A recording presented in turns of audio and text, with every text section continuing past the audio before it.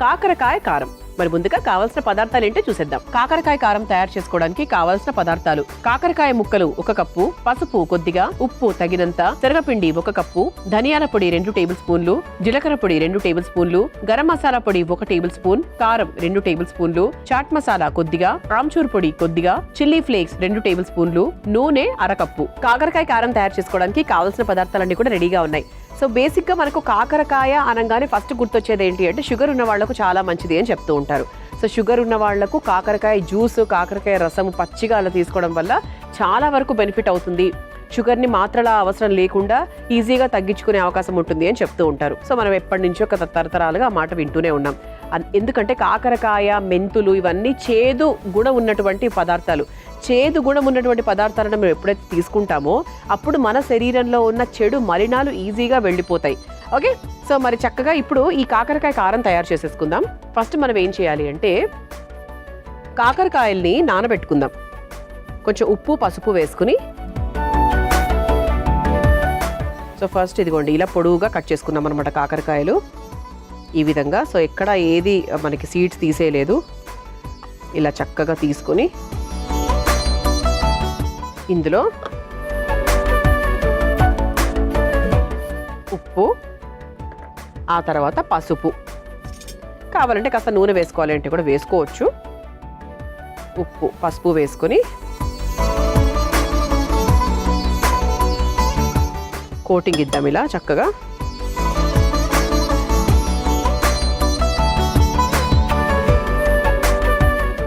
Okay, so ఒక 2 నిమిషాల పాటు ఇలా పక్కన పెట్టేసుకుందాం దీన్ని.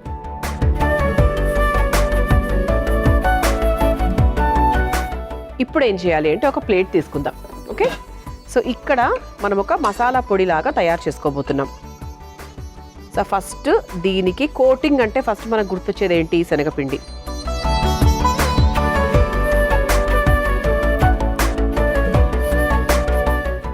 ఆ తర్వాత దీంట్లో పొళ్ళు యాడ్ చేసుకుందాం. ముందుగా ధనియాల పొడి కొంచెం ఎక్కువగానే తీసుకుందాం, దీనికి తగ్గట్టుగానే తీసుకుందాం. ఆ తర్వాత కాస్త మసాలా పొడి, ఆ తర్వాత కాస్త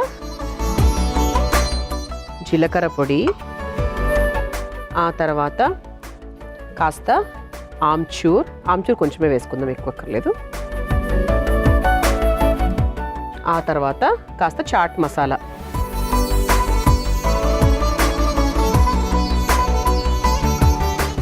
కొంచెం పసుపు కూడా యాడ్ చేసుకుందాం. అసలు ఇది లేకపోతే ఇదే ఉండదండి. అలాగే కారం. సో కారం స్పైస్కి తగ్గట్టుగా కారం కూడా వేసుకోవాలి. ఇప్పుడు దీన్ని చక్కగా ఇలా మిక్స్ చేసుకుందాం. ఇందులో కాస్త ఉప్పు కూడా మిక్స్ చేసుకుందాం. సో ఇది చక్కటి సాత్వికమైన వంట. ఇది మన పెద్దవాళ్ళు చక్కగా అలా చేత్తో మనకి ఒక masala stuffed capsicum, stuffed tomato ఇలా చేస్తారు కదా మన ఇంట్లో ఉండేవాళ్ళు. సో అలా అన్నమాట. సో చాలా పాత వంట, బాగుంటుంది. మంచి మనకు మసాలా కూరలు ఇష్టపడే వాళ్ళకు ఇంట్లోనే ఒక మంచి మసాలా టేస్ట్తో టేస్టీగా చేసుకోవాలి అనుకుంటే హ్యాపీగా ఇలా చేసుకోవచ్చు.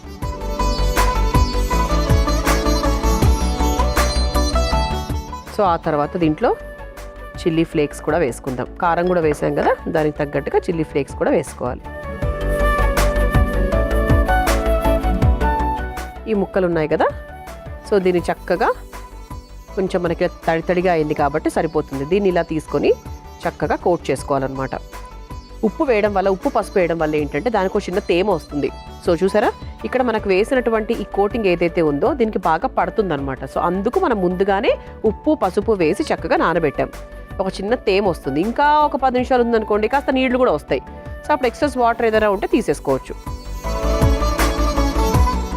సో ఈ విధంగా మనం కోట్ చేసుకోవాలి. ఒకసారి స్టవ్ కూడా వెలిగించేసుకుందాం.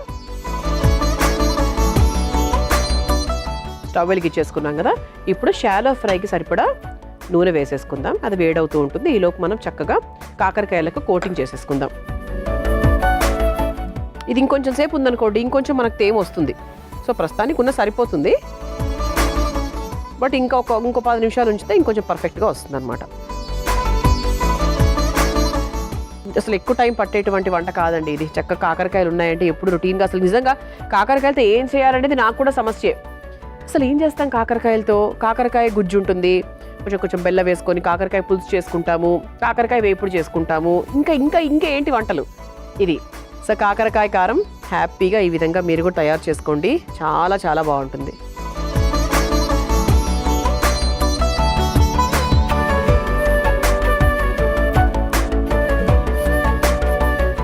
ఓకే, సో ఈ విధంగా చక్కగా కోట్ చేసుకోవాలి. ఎంత బాగా కోట్ అయ్యాయి చూసారా.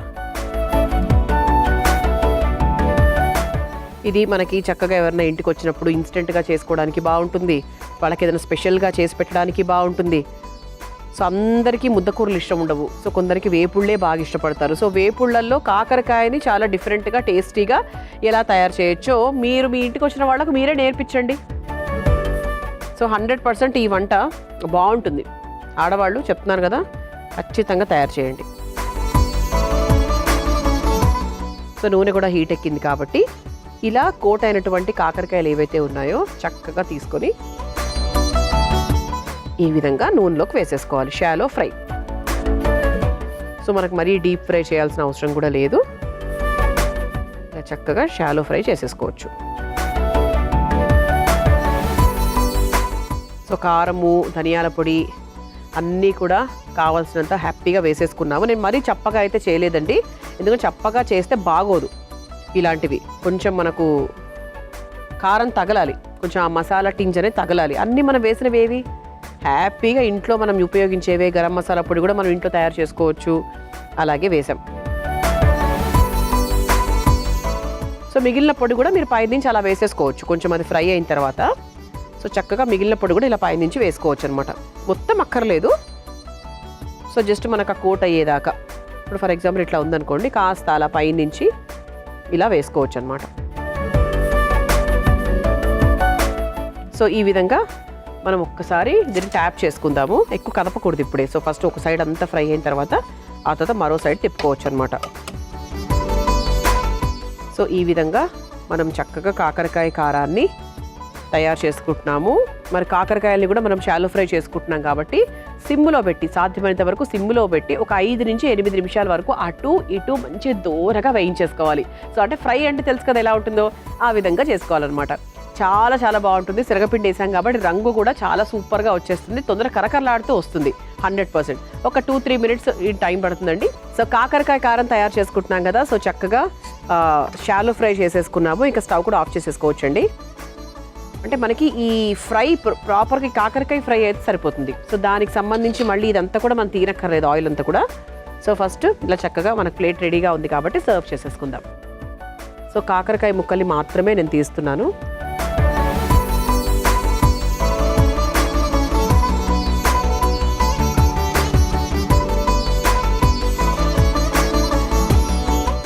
పిండి కానివ్వండి, ఆయిల్ కానివ్వండి తీసేసుకొని ఆ తర్వాత కాకరకాయ వేపుడులాగా ఉన్నది మాత్రమే మీరు తీసుకోవచ్చు అనమాట.